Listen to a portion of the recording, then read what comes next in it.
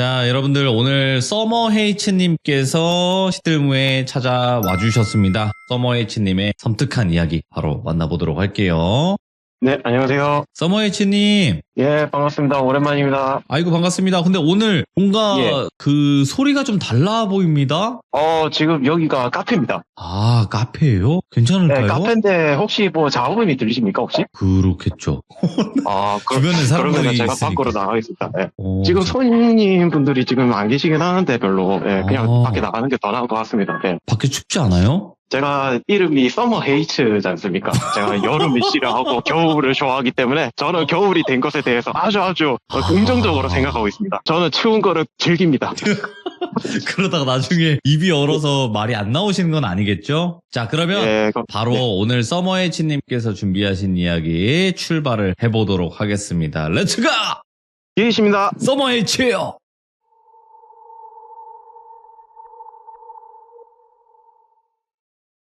일단 제가 이 이야기를 전해드리기 전에 제가 귀종님들하고 돌비님께 하나 여쭤보고 싶은 게 있었습니다. 혹시 귀종님들과 돌비님께서는 세상에서 가장 무서운 사람이 누구라고 생각하십니까? 가장 무서운 사람? 예. 사람이 사람을 해야 하는 사람 아닐까요? 물론 뭐 사람을 잘못되게 한다거나 해를 끼치는 것도 무서운 사람이라고 할 수 있겠지만은 오늘 이야기는 아마 그 기준이 좀 달라질 것 같습니다. 오, 예. 이 이야기는 제 친구 중에서 네. 농구 선수로 있었다가 관둔 친구의 이야기입니다. 오, 예. 고등학교 때부터 친해진 친구고 지금 횟수로 한 15년 이상 정도 이렇게 지내고 있고 지금도 연락하고 지내는 친구입니다. 근데 어느 날 그 친구랑 사이좋게 오삼불고기를 먹고 있는데 먹다가 친구가 갑자기 저한테 이런 얘기를 들려주는 겁니다. 친구가 고등학교 1학년 때 겪었던 일이래요. 오, 예. 근데 이 동네를 먼저 말씀을 드리자면 약간 좀 촌구석이에요. 그래서 개발이 조금 덜 된 상태이기도 하고 그 친구도 형편이 그렇게까지 넉넉하지는 않았고 그 친구 성향부터 말씀을 드려야 될 것 같은 게 이 친구의 성격을 알지 못하면은 이 이야기의 클라이막스가 진행이 안 될 것 같아서요. 일단 그 친구 성격은 굉장히 부침성이 좋아요. 오. 그러니까 뭐 그 친구도 그렇고 다른 사람들도 부침성이 있을 수도 있겠습니다만은 이 친구는 너무 부침성 좋은 뭐 리트리버 같은 그런 수준으로 하도 살갑게 말을 건네고 그런 수준이라서 제가 한번 얘기를 한 적이 있었거든요. 야, 너는 좀 다른 사람들한테 너무 잘해주지 말라고 너 그러다가 통수 맞으면 어떡할 거냐, 너무 살갑게 대한다, 제가 그런 식으로 얘기했거든요. 근데 그 친구는 사실 뭐 따로 뭐 저한테 얘기한 건 없습니다만은 표정으로는 그러지는 말아야 되는데 내 성격상 어쩔 수 없다, 약간 그런 식이더라고요. 그래서 일단 그 친구의 성격은 그러한데 이야기에 앞서서 저희 동네를 말씀을 드렸지 않습니까? 그 동네가 좀 많이 작아요. 인가도 한 4-5동 정도밖에 안 되고요. 게다가 굉장히 조용해요. 산으로 완전히 둘러쳐져 있어가지고 이런 곳에 마을이 있었나라고 생각을 할 정도로 그런 외진데였거든요. 그런데 그 친구가 그렇게 17년을 살았는데 거기에 한 커플이 새로 이사를 오게 됩니다. 네. 나이는 20대 한 중반 정도였는데 특이했던 거는 남자는 누가 봐도 우리나라 한국 사람으로 보였는데 여자분께서는 어디 동남아 여자분으로 보이더라고요. 좀 약간 이국적으로 생겼다고 해야 되나? 그렇게 생기신 분이 이사를 왔다고 하시더라고요. 처음에는 그래서 이 친구 얘기로는 아예 국제병원으로 알아보고 입주를 했구나, 그냥 시골에서 조용하게 살고 싶구나, 그래서 왔구나 라고 생각을 하면서 그때는 별로 반가이 맞아주는 정도로만 말을 했는데 나중에 알고 나서는 너무나도 소름이 끼쳤답니다. 그 이유가. 왜요? 그러니까 그 친구가 남편분께 여쭤봤대요. 혹시 어떻게 여기까지 오시게 됐냐고, 도심 쪽으로 집을 알아볼 수도 있었지 않았느냐 이렇게 여쭤보니까 그게 마누라가 좀 아프다고 그러시더라고요. 그래가지고 그냥 그런갑다. 왜냐면 지금도 그렇지만은 남의 일에 좀 사사건건 코치코치 캐무는 게 조금 실례잖아요, 솔직히. 네. 네. 그래서 더 이상은 묻지 않고 그러시구나, 오셔서 환영합니다, 반갑습니다, 잘 지내봐요, 그렇게 말씀을 했대요. 근처에 어르신분들하고 인사도 나누고. 근데 어디선가 그 동남아 분으로 오신 와이프분은 어딘가 모르게 표정이 뭔가 싸늘하다고 해야 되나? 오. 뭔가 동남아 쪽이다 보면은 피부 톤이라는 게 약간 조금 검은 톤이지 않습니까? 그을린 톤이라고 해야 되나? 그런데 이분은 그을린 톤은 그을린 톤인데 성격이 굉장히 뭔가 매서워 보인다랄까? 그렇게 느꼈대요, 그 친구가. 이제부터 그 여자를 똘비라고 부르겠습니다. 그렇게 한 넉 달 지났다고 했나? 넉 달 지나서 부모님이 어디 2박 3일 정도 여행을 갈 일이 생겼대요. 그래서 집에 친구가 혼자 남아있는 상황이 됐는데 부모님도 뭐 가셨겠다 뭐 그래서 자기도 집에서 그 당시에는 왜 정확하게 거의 한 14년 전쯤이니까 그 당시에는 노트북이나 뭐 그런 거를 그 친구가 별로 무력이 없었어요, 이 친구가. 그래서 뭐 노트북이나 그런 걸로 가지고 놀지 않고 단순하게 다른 친구들하고 보드게임 같은 거 그런 거를 즐겼대요. 그런 거를 하면서 친구들 초대를 했대요, 집에. 한 3명 정도 초대를 해서 저녁 6시부터 저녁 9시까지 계속 놀았대요. 계속 놀면서 저녁도 집에서 먹고 그렇게 지내고 있는데 예. 갑자기 마을에 살던 평소에 알고 지내던 어르신 한 분이 갑자기 문을 두드리더래요.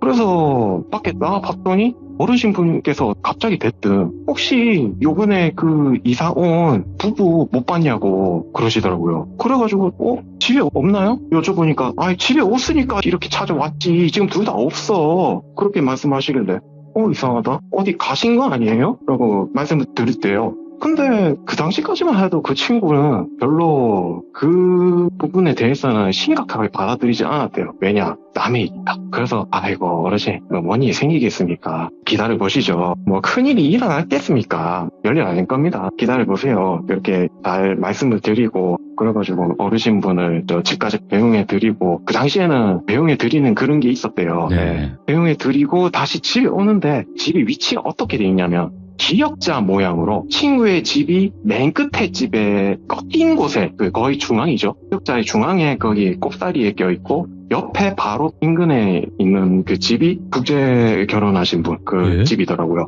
근데 지나가면서 보니까 이게 집이 무서워 보이더래요. 그래가지고 한 넉 달 정도 내가 이 집을 지나치고 학교 등교도 하고 친구들이랑 피방 갔다가 잠깐 오고 그랬지만은 야 오늘은 뭔가 느낌이 틀린데? 라고 느끼는 날이었더래요. 그래서 기분 탓이겠거니 했는데 어디선가 뭔가 쇠붙이가 부딪히는 소리가 들리더래요. 아, 예? 그래서 자세히 들어보니까 바로 그 집이래요. 그 국제 부부의 그 집에서 나는 소리로 들리는 거예요.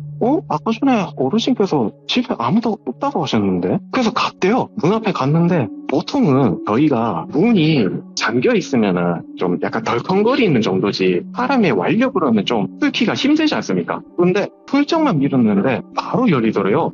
이 소리 나면서 그래서 왜 열리지? 문 단속 안 하셨네? 그러면서 열고 들어갔는데 집이 완전히 암전 상태예요. 암전. 그러니까 뭐 기본적으로 그냥 전등이라든지 그런 거를 달아놓은 그런 상태도 아니고 그러니까 완전히 흑백 그냥 완전히 암흑천지라서 아예 그냥 분간을 할 수 없을 정도로 조금만 어둠에 적응되지 않으면은 집이 어디 있는지 모를 정도로 그렇게 어둡더래요. 그래서 조심스럽게 들어가고 있는데 들어가면 들어갈수록 쇠붙이 소리가 점점 심하게 좀 더 선명하게 들린다고 하더라고요. 그래서 얘는 또 몸을 덜덜덜 떨면서 왜냐하면 그 상황에서 자기는 저 쇠붙이 소리를 주방에서만 들었지 밖에서는 그런 소리를 들을 일이 사실 없잖아요. 그래서 들어갔는데 지금도 그 모습이 잊혀지질 않는답니다. 집의 형태가 어떻냐면은 그 너와 집 같은 그런 느낌의 집 있잖아요. 너와 집 있으면 앞에 마루가 있지 않습니까? 마루 쪽으로 조금 더 접근을 하니까 조금 희미하게 사람의 실루엣이 보였대요. 위치상으로 봤을 때 거실과 화장실의 그 사이에 방이 하나 있는데 그 방에서 사람의 실루엣이 보이더래요. 그 딱 봤는데 동남아 그 똘비가 칼을 막 슥슥슥슥 갈고 있는 거예요.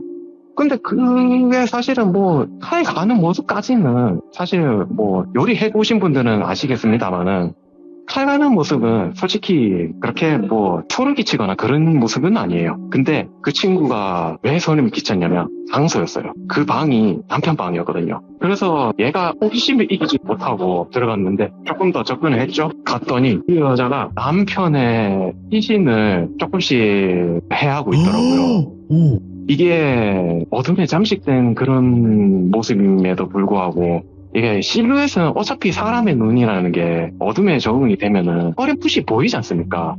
그 방 안에서 그 여자분은 남편분으로 보이는 이미 싸늘한 주검이 된 그 사람을 천천히 해하고 있는데 그 표정을 봤는데 마치 정말 즐거워 죽겠다라는 그런 표정을 지으면서 그 행위를 하고 있더라고요. 그때 그 친구가 드는 생각이 뭐였냐면 다리가 얼어붙는다는 느낌이 어떤 건지를 알겠대요. 이야, 예. 그래서 도망은 가야겠는데 다리가 안 떨어진대요. 이게 사람들이 그런 살인 현장을 직접적으로 목격을 하면은 나 도망가야지 이거 다 잡히면 죽는다 이럴 것 같잖아요. 정작 그러기가 쉽지가 않대요. 그 다 구라래요. 그거 그냥 영화에서만 적용이 되는 일이래요, 그게. 그래서 진짜 숨 죽이면서 혹시나 몰라가지고 그때는 그 친구가 스마트폰 대신에 투지폰을 쓰고 있었거든요. 투지폰에 알림음을 끄고 진동 모드로 해놓은 다음에 그 친구가 좀 대처를 잘했죠. 진동 모드로 한 다음에 숨죽여서 보고 있는데 모르고 옆에 있던 주전자를 쳐버린 거예요. 그랬더니 그 똘비가 그 행위를 멈추고 고개를 돌리면서 그 친구를 봤대요. 봤는데 이미 얼굴은 완전히 그냥 피 칠갑으로 난리가 나 있었고 마치 그냥 완전히 어디 광기 어린 그런 눈빛이랄까? 그런 눈빛으로 그 친구를 바라보면서 태국어로 뭐라 하더래요. 뭔가 안 좋은 말이구나. 직감적으로 알았대요. 그래서 막 달렸대요. 막 달렸는데 이게 굳었던 다리가 풀리니까 얼마나 정신없겠습니까? 지금 자기는 살면서 한 번도 이런 광경을 목격한 적이 없는데 지금 이 광경까지 목격을 하고 예. 어찌고 보면은 현장을 목격을 한 거잖아요. 그래서 오만 생각이 들었대요. 와, 도망을 이거 어떻게 가지? 말씀드렸다시피 시골이다 보니까 도망칠 곳이 마땅치가 않아요. 인가라도 몇 군데가 좀 더 있으면은 모르겠는데 5군데밖에 없어요. 피할 곳도 딱히 없었단 말이에요.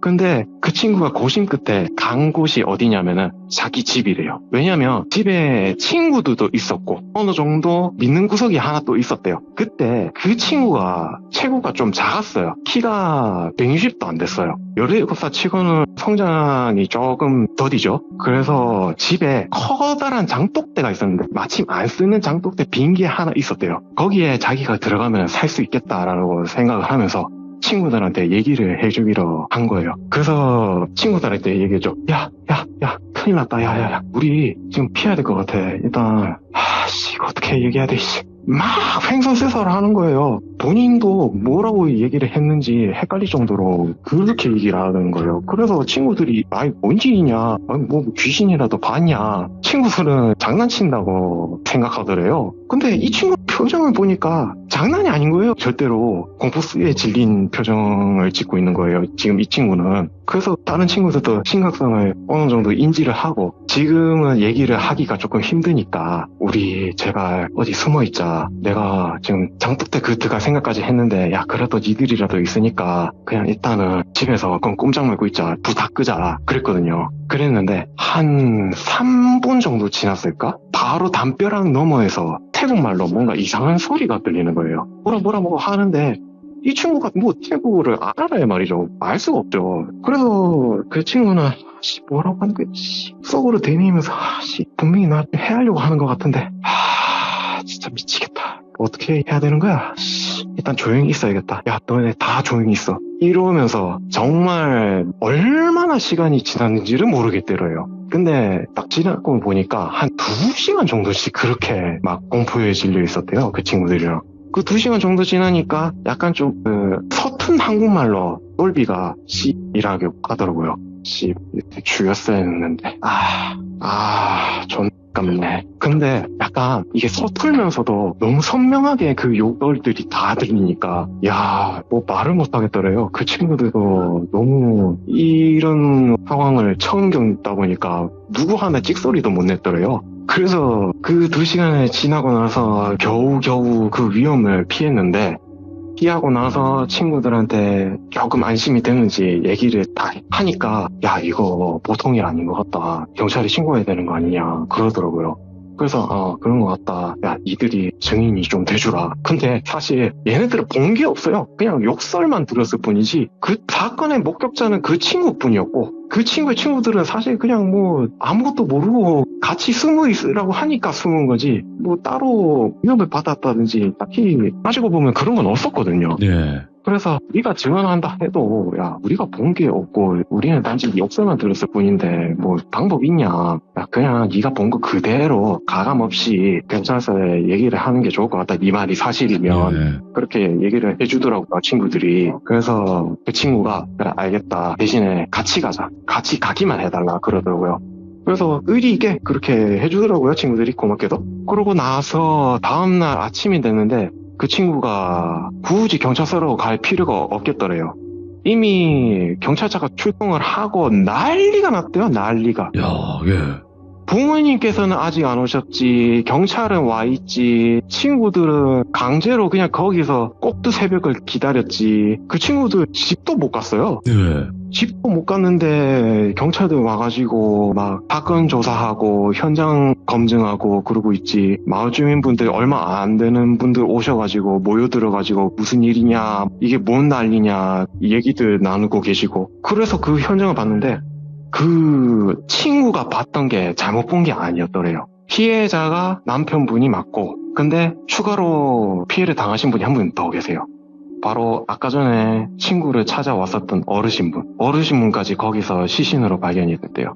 그러니까 총 피해자가 두 분이죠. 경찰분께 얘기를 들어보니까 네. 이 국제 결혼으로 왔던 그 똘비가 네. 나쁜 마음을 먹고 입국을 한 것 같더래요. 이미 그 태국에서 조금 안 좋은 범죄를 저지르고 이쪽으로 도피하다시피 왔다고 하는데 예. 입국할 때는 몰랐는데 이미 거기서도 사건 한 건 때문에 지명수배가 된 범죄자였대요.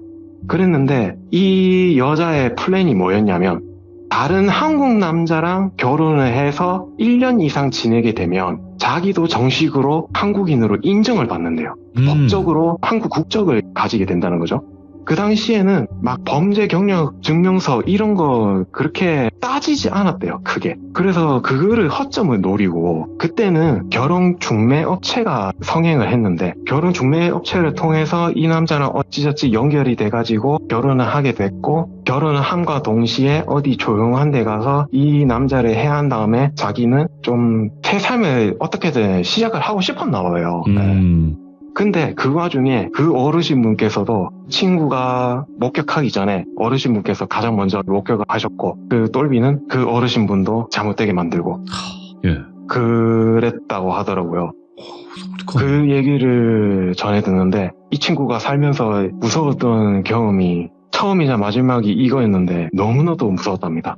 제가 그 얘기를 몇 년 전에 들었었는데 그 얘기를 듣고 나서 제 친구 중에서 또 커플 매칭 매니저로 일하고 있는 친구가 있어요. 그 친구랑 만나서 밥을 먹는데 밥을 먹다가 그 친구 이야기가 갑자기 불현듯 떠올라서 그 친구의 이야기는 딱히 얘기를 거의 하지 않았고 네. 그냥 요즘 국제 커플이 좀 많아지고 있는 것 그쵸? 같은데 네. 라고 얘기를 스타트를 끊었죠. 네. 네. 그 친구가 하는 얘기가 자기가 사실은 결혼 중매 커플 매칭 매니저로 일을 하고 있지만은 네가 확실하게 알아야 될 게 있대요. 국제 결혼 자체가 늘었다기보다는 패턴이 변하고 있대요. 예전처럼 중개업체나 그런 걸 통해 가지고 결혼하는 방식이 오히려 줄었고요. 예. 오히려 약간 좀 유학이나 워홀이나 어디 뭐 취업이나 SNS 이런 걸로 만나는 게 많아졌대요. 그래서 사람들이 체감적으로 국제 커플이 많아졌다라고 느낄 수 있대요. 보일 수가 있대요, 그게. 그래서 사실 커플 매칭 앱 쪽은 분명히 국제 매칭 기능을 강화하는 추세거든요, 지금. 네. 그러면서 또 이런 얘기를 해주더라고요. 그러면 그 매칭 업체나 앱을 통해서 만약에 회원 등록을 해야 매칭을 해준다든지 뭐 소개를 받는다든지 그렇지가 않냐. 그럼 그 과정에서 정보를 제공해 주는 경우가 있을 텐데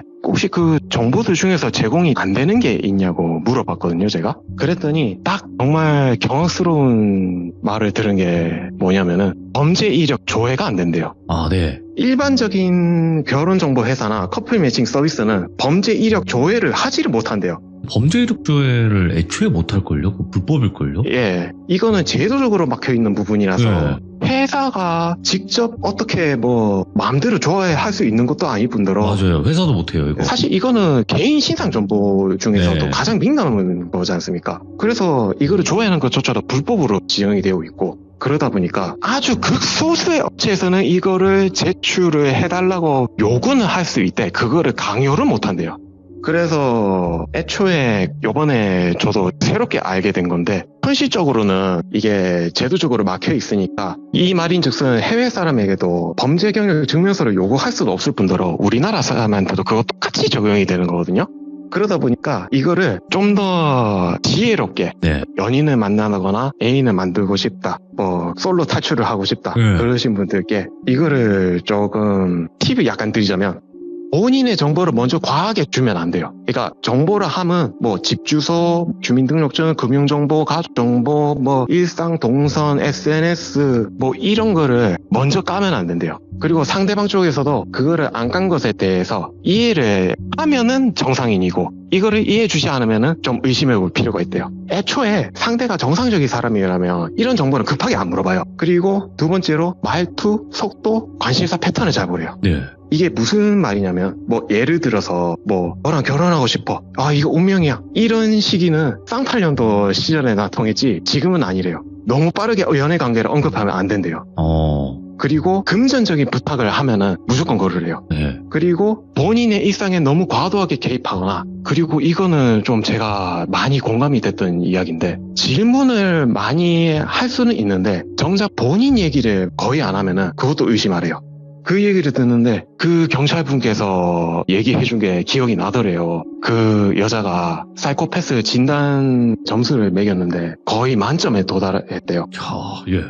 그랬는데 그 범죄를 저지르고도 해외에서도 이미 저지르고 입국을 했는데 거기서도 걸리지 않고 히터링을 거치지 않았고, 이 똘비가 사실은 그 허점에 이용을 한 거죠. 결론부터 말씀드리자면 일단은 뭐든지 성급하면 안 된대요. 살면서 절대로 성급하면 안 되고, 혹시나 만약에 이런 조건들을 다 따지고 얘기를 다 나눴는데 후에 가서 조금 의심이 갈 만한 일이 생겼다 싶으면은 비자 상태를 한번 여쭤보래요. 비자 상태를 무조건 여쭤보랍니다. 그래서 오늘은 좀 솔로 탈출을 희망하시는 분들이나 옆구리가 시리신 분들을 위해서 혹시나 본인이 놓치고 있는 점은 없는지 조금 상기시키는 차원에서 이 이야기를 한번 가져왔습니다. 아, 근데 이게 뭐 해외 사람이고 우리나라 사람이고 뭐 다 상관없이 너무 무서운 세상이고, 이런 사람을 만날 수도 있고 아닐 수도 있어요. 예. 그렇지 않습니까? 그렇죠. 우리가 살면서. 그렇죠. 그래서 네. 너무너무 또 조심해야 되는 세상이 온 게 한편으로는 씁쓸하면서도, 그래도 현실적으로는 그런 세상에 온 거면 우리가 더 예. 조심을 해야 되는 부분이 있지 않을까라고 또 생각하고, 오늘 서머 헤이치님께서 이야기 또 어려운 와중에 이렇게 또 야외에서 잘 해주셔서 감사드립니다. 고맙습니다. 안 그래도 지금 손이 시렸습니다. 내가 장갑도 안 껴가지고.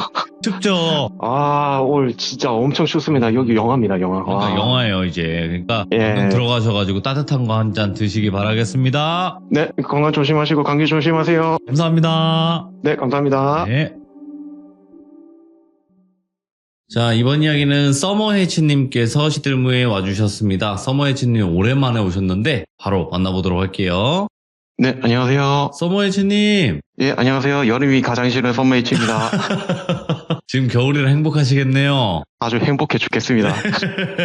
새해 복 많이 받으세요. 네, 도비님도 새해 복 많이 받으십시오. 아이고, 그래도 또 오랜만에 이렇게 와주셨네요, 진짜. 아, 진짜 비중님들도 다 새해 복 많이 받으시기 바랍니다. 아이고, 감사합니다. 고맙습니다. 오늘 헤이츠님께서 오신 이유가 있을 것이고 또 들려주실 이야기가 있을 겁니다. 그죠? 네, 맞습니다. 네, 알겠습니다. 그럼 바로 출발을 해보도록 하겠습니다. 렛츠고! 기리십니다. 서머 헤이츠!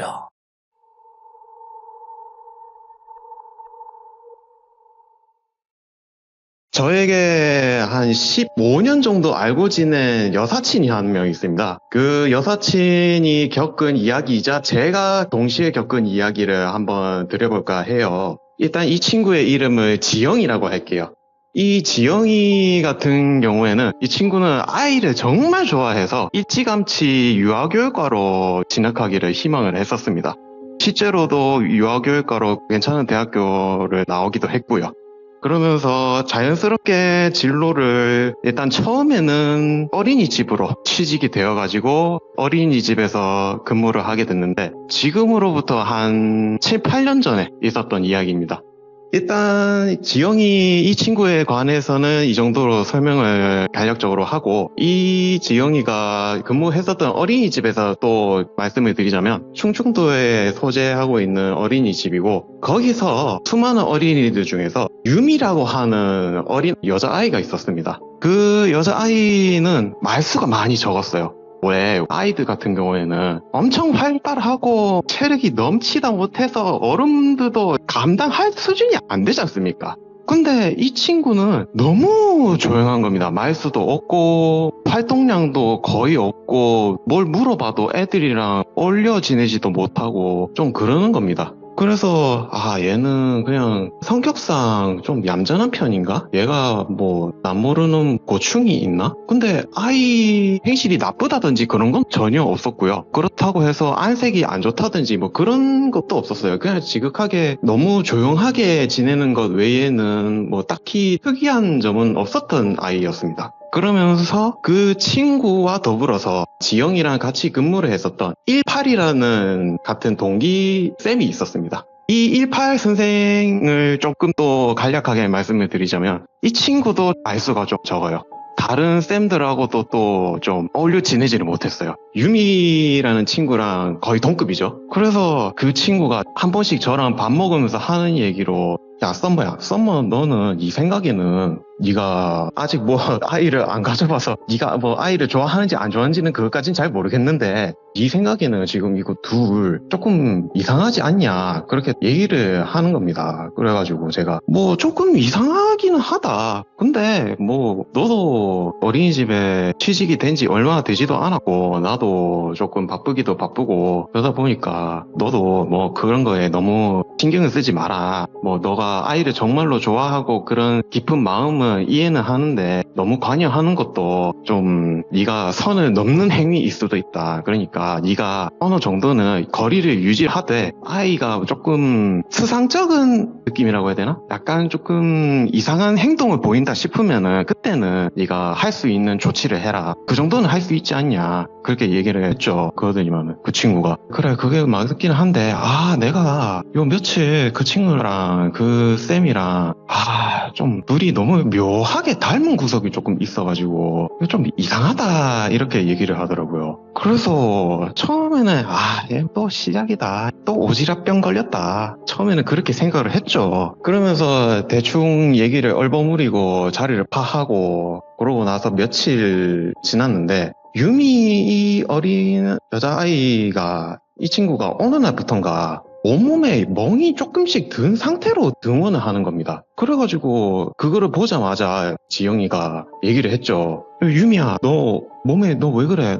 이거 멍 뭐야? 이렇게 물어봤죠. 그랬는데 유미는 아무 말도 안 하더라고요. 아무 말도 안 하면서 그냥 멀뚱멀뚱 지영이를 가만히 쳐다보고 있는데 뭐 도와달라는 눈빛도 아니고 그렇다고 해가지고 뭐 자기 말을 들어달라는 눈빛도 아니었고 그냥 허하게 바라보고 있다? 약간 멍하게 바라보고 있다? 그렇게 지영이를 보고 있다고 하더라고요. 그래가지고 옆에서 지켜보고 있던 182를 불러가지고 저 18쌤 그 유미 좀 한번 봐주세요. 유미 좀 이상하지 않아요? 물어보니까 182는 또 글쎄요 잘 모르겠는데요 이러면서 자리를 피하는 거예요.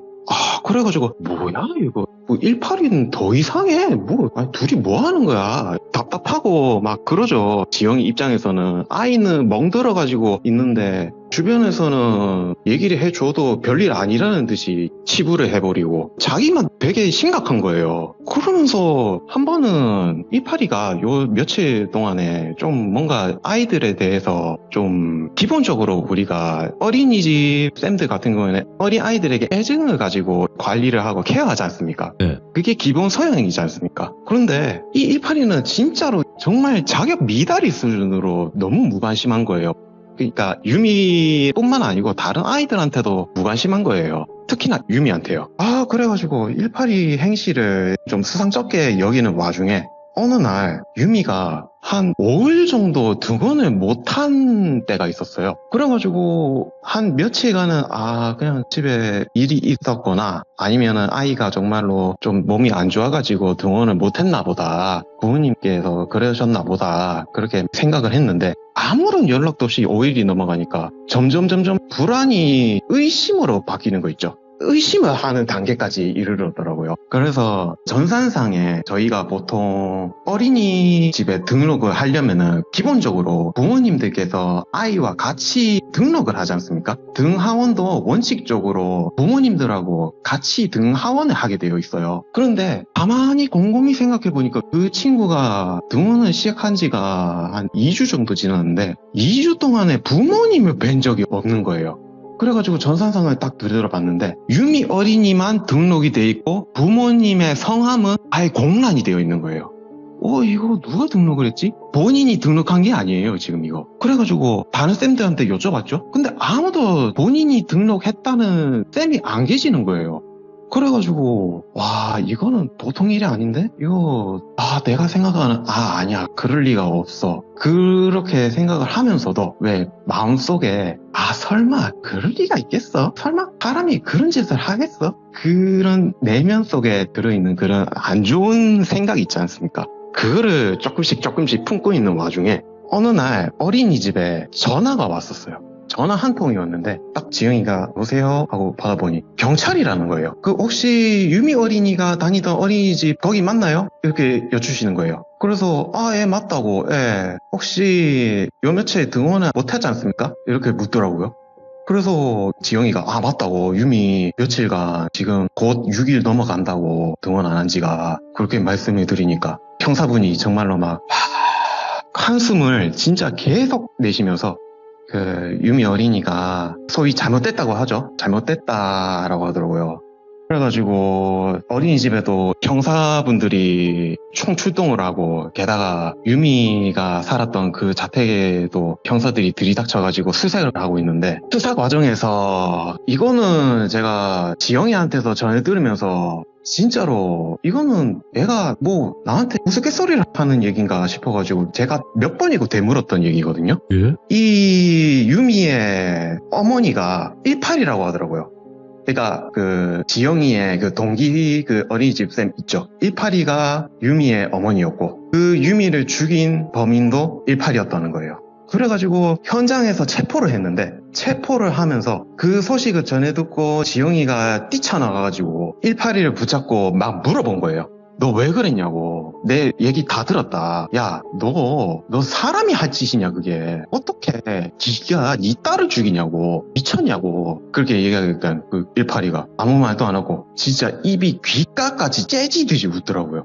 자기가 본 웃음 중에서 그게 가장 소름이 끼쳤답니다. 그게 인간이 지을 수 있는 웃음이 아니었대요, 그게. 그러면서 온몸에 소름이 돋으면서 그 이상은 못 물어보겠더라고요. 아이한테 한 짓은 둘째 치고 얘는 진짜 이 웃음을 통해서 얘는 진짜로 얘는 더한 짓도 하겠구나. 진짜로 더 나쁜 짓을 하겠구나. 그 생각을 하면서 너무 허탈하게 어린이집으로 복귀를 하고 있는데, 그 과정에서 추가적으로 형사님하고 어찌됐든 같이 어린이집에서 근무를 했던 만큼 이 지영이도 같이 참고인 조사를 받았거든요. 조사를 받으면서 지영이도 몇 가지 알게 된 점이 좀 있었어요, 추가적으로. 사실 18이 어찌고 보면 이 미친 여자는 유미의 친모가 아니라 계모였대요. 그러니까 입양아였던 거죠. 그리고 유미는 미혼모한테서 태어난 아이였는데 고아원 출신이죠. 고아원 출신이었는데 그 와중에서 18이한테 입양이 된 거예요. 그랬는데 그럼에도 불구하고 일단은 오케이, 뭐 입양 뭐 순서는 그렇게 됐고 유미랑 182의 관계는 그렇게 정리가 됐다. 그러면은 죽인 동기가 궁금하지 않습니까? 동기를 여쭤봤대요. 형사님들도 모르겠대요. 접점도 없고 그렇다고 이 아이한테서 들은 보험이 있는 것도 아니고 그렇다고 억하심정이 있는 것도 아니었대요. 계속 묵비권 행사를 하고 있다는 거예요. 그래서 답답하네. 이렇게 속으로 생각하면서 이거를 또 182한테 묻자니 182한테 묻다가 뭐 아무런 소득 없이 그냥 나올 것 같고 그냥 경찰서를 걸어 나오는데 본인 생각으로는 아무리 생각해도 아무리 입양 딸이라지만 딸을 죽인 이유를 도통 모르겠대요. 아니 우리가 생각할 수 있는 그런 이유들을 다 접목을 시켜봐도 이유를 당최 알 수가 없더래요. 그래가지고 한 며칠이 지나서 그 어린이집은 당연히 그런 사건이 있었으니까 이제 학부모들도 더 이상은 그 동원 못 시킨다. 어떻게 그 사이코 어린이집 쌤이 근무했었던 곳인데 어린애를 안심하고 보낼 수 있겠느냐. 못 시킨다. 그래가지고 그 어린이집은 폐쇄가 됐고요. 이제 문을 닫았죠. 문을 닫고 그로부터 한 일주일 조금 안 지났을 때 며칠 뒤에 그 지영이가 저한테 전화를 했더라고요. 전화를 하자마자 대뜸 어디 좀 같이 가자는 거예요. 그래가지고 왜 무슨 일인데 물어보니까는 지영이의 외숙모분께서 무당을 한다는 거예요. 그래가지고 내가 이 외숙모를 왜 만나 뵈야 하냐고. 야 나랑은 상관없지 않냐. 나는 니한테서 그런 이야기를 다 들은 뭐 친구이자 뭐 제3의 입장이지만은 야 내랑 같이 갈 그거는 아니지 않냐. 그렇게 얘기하니까 외숙모분께서 꼭 좀 너랑 같이 가자 그렇게 얘기하더라고요. 그래가지고 그래 알겠다. 그 언제 오시라고 하는데 물어보니까 한 이틀 뒤에 출발을 했죠. 이틀 뒤에 보고 싶다 하셔가지고 이틀 뒤에 출발을 해가지고 갔는데 경남이에요. 경남에 당집이 위치해 있는데 자세한 지명은 제가 안 알려드릴게요. 네. 어쨌든 여기 그 외숙모분께서 생각보다 신발이 좀 센 분이라고 하시더라고요. 그래가지고 어쨌든 그 당집에 저는 처음으로 방문한 거였고 지영이도 처음으로 방문한 거였대요. 그러면서 그냥 당집 들어서자마자 당집 외형이랑 내부를 딱 보니까 그냥 뭐 일반적인 그냥 저희가 뭐 흔히 볼 수 있는 그런 일반적인 당집의 분위기이면서 모습이었는데 네. 딱 그 문턱을 들어서자마자 외숙모분께서 대뜸 그 아이 참 안타깝네 이렇게 얘기하더라고요. 사실 지영이도 전후 사정 전혀 모르고 있는 상태로 봤거든요. 전혀 모르고 있는 상태였고 저는 더더욱더 그렇고 저는 거의 반강제로 그냥 연행하다시피 끌려온 거거든요. 거의 사실상. 그래가지고 어쩐 일로 저를 부르셨냐고 그래가지고 딱 같이 나란히 앉아가지고 얘기를 나누게 됐는데 외숙모분께서 지영이에게 먼저 얼마 전에 너네 직장에서 어린 여자아이가 갑작스레 죽었지? 이렇게 말씀하시더라고요. 그러니까 지영이가 네 맞아요. 근데 20여 년 만에 연락을 주셨는데 그걸 어떻게 하셨어요? 라고 묻더라고요. 그 사이에 왕래가 뭐 없었던 모양이에요. 보니까 그 외숙모분이 내가 엊그제 꿈을 꿨는데 생판 모르는 여자아이가 너한테 살려달라고 울부짖는 모습을 봤다. 근데 그 아이의 입, 눈, 코에서 검붉은 피가 쏟아졌어. 근데 그러면서 뒤편에서 총각 자네가 뒤에서 양반다리로 있는 상태에서 팔 뒤로 묶인 상태로 뒤쪽에서 누군가가 머리카락을 잡아 뜯는 그런 모습으로 있었다고 그러더라고요. 예. 그래가지고 그러면 그 뒤에 잡아 뜯고 있던 사람이 누굽니까? 여쭤보니까는 18이라는 거예요. 그러니까 외숙모분께서 이어서 하시는 말씀이 총각도 지영이 너도 마찬가지로 같이 잘 들어. 이 시간 이후로 그 사건 절대 개입하지도 끼어들지도 마. 그리고 이 시간 이후로 지영이 너 이런 일 좀 절대 하지 마 이러더라고요. 왜 그러냐 동시에 물었더라고요. 지영이하고 저하고. 그러니까는 외숙모분께서 그 아이 그 18이라는 그 미친이 버섯으로 독했어. 그것도 며칠 천천히 그 미친은 재미로 죽이고 싶어서 그 아이를 입양해서 데려온 거야. 그리고 그 뒷배경에는 무당도 엮여 있어. 아마 지영이는 알고 있을 것 같은데. 지영이 너 그때 형사한테 얘기 아마 너도 참고인 조사를 받으면서 알고 있었을 것 같은데. 유미 방에서 부적이 나왔는데 알지? 그 집안은 지영이 모습 보니까 얘가 몸을 벌벌벌벌벌 떨고 있는 거예요. 저한테는 얘기를 안 해줬던 얘기거든요, 이거는. 아, 그래가지고 제가 물어봤죠, 지영이한테. 야, 너 뭔 소리야? 너 나한테 뭐 빼먹은 거 있냐? 너 뭐 이야기하면서 빼먹은 거 있었냐? 그러니까 아니 사실 내가 너한테는 재수 온 붙을까봐 내가 얘기를 안 했어. 미안해. 이렇게 얘기를 하더라고요. 그러니까는 외숙모분께서 아이고 하면서 희씨 그 부적은 양밥의 목적이 거의 100%일 것이고 그 18이라는 이랑 공모를 했을 거야. 독버섯으로 가해자를 한 명 더 만든 뒤에 본인은 당집을 딴 데 가서 열면 되는 일이고 어차피 문 닫고 튀어버리면 어떻게 잡을 거야. 자기는 아니라고 하면은 어차피 무속적인 거는 뭐 어차피 수사 과정에서 증거를 채택하지도 않을 그런 시대인데 그건 그거대로 그만이니까 돈은 돈대로 받고 분명 그리 했을 거야. 182는 그 아이를 죽이고 싶어서 무당을 이용했고 무당은 182를 이용해서 돈을 벌려고 했는 거고 그러니까 이 두 분들이 아이 목숨 가지고 장사질을 한 거야. 장사질을 이렇게 이야기하더라고요. 이거 아니면은 누가 일반인들이 정상적인 상식으로 독버섯으로 한 아이를 잘못되게끔 만들려고 했을까 이러면서 혀를 끌끌 차시더라고요. 그러면서 아니 그러면은 굳이 죽여가지고 자기가 얻는 이득이 뭡니까? 라고 물어봤죠, 제가. 그러니까 외숙모분께서 또 헛웃음 치시면서 야, 총각, 내가 얘기할 때 뭐 들었어? 그들 재미로 죽인 거라니까, 재미로. 다른 목적 아니야. 재미로 죽였고 무당놈은 아이 목숨 가지고 장난질을 한 거고 돈을 버니까 땡 잡았다고 생각한 거야. 이렇게 얘기하더라고요. 그리고 이것도 솔직히 좀 어이가 없는 이유이기도 한데 추가적으로 형사님한테서 또 연락이 와가지고 지영이가 얘기를 들은 게 그 자리에서 외숙모분이랑 저랑 같이 들은 얘기인데 와.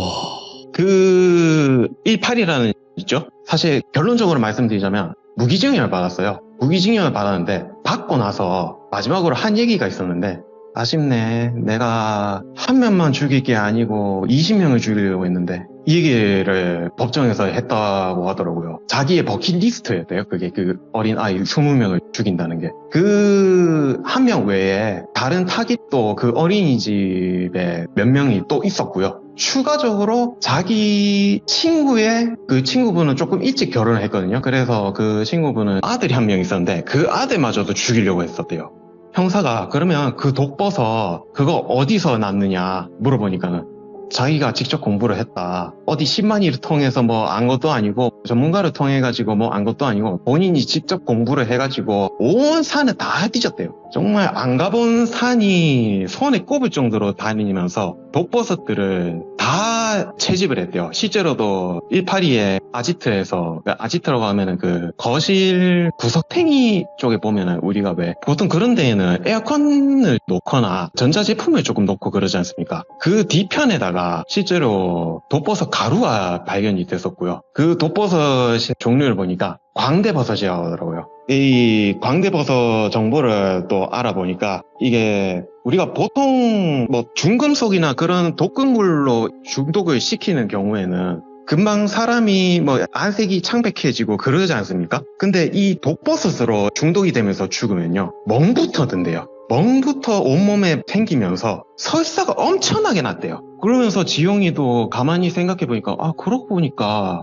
유미가 살아 생전에 설사를 많이 했구나. 얘가 탈수 증상도 보이고 막 그랬다고 하더라고요. 그러면서 아 내가 그때 좀 일찍 알아챘걸. 자기 딴에는 그거를 좀 많이 후회를 하고 있더라고요. 그러면서 지영이는 어린이집으로 아예 그냥 유아교육과 관련된 취직은 절대 안 했고요. 지금은 그냥 자영업하고 있습니다. 그러니까 입양아를 이런 식으로 기상천외하게 그것도 무속적인 사람과 엮여가지고 한 아이의 목숨을 마치 그냥 좀 장난감 다루듯이 그렇게 생각을 했었던 어떤 사이코에 대한 이야기를 들은 게 있어서 이렇게 가져와 봤습니다. 진짜 충격적이네 이거. 굉장히 충격적이네. 왜 18이라고 지었는지를 알겠네. 예, 맞습니다. 의도적이신 거네 이거 18. 네, 맞습니다. 그냥 원래 우리가 읽는 대로 읽고 싶지만 그래도 시청자분들이 좀 거북할 수 있으니까 그냥 18이라고 하신 건데 아무튼 오늘 오랜만에 해치님이 찾아와 주셨는데 너무 충격적이고 악마 같은 또 이야기를 들려주셔서 다시 한번 너무너무 감사드리고 항상 건강하셔야 됩니다. 그리고 꼭 찾아와 주시기 바래요. 예, 감사합니다. 새해 복 많이 네, 받으십시오. 새해 복 많이 받으세요. 감사합니다. 네, 감사합니다. 네. 자, 오늘 서머헤이치님께서 말씀해주신 아주 충격적인 이야기인데 이런 일들은 다반사예요. 진짜 너무 많이 일어나요. 그냥 우리가 모를 뿐입니다. 지금도 우리 주변에서 일어나고 있는 일일 수도 있어요. 그러니까 여러분들도 혹시라도 주변에 이런 일들이 있으면 꼭 도움을 주셨으면 좋겠다 라는 생각이 듭니다. 시청해주신 모든 분들 감사드립니다. 고맙습니다.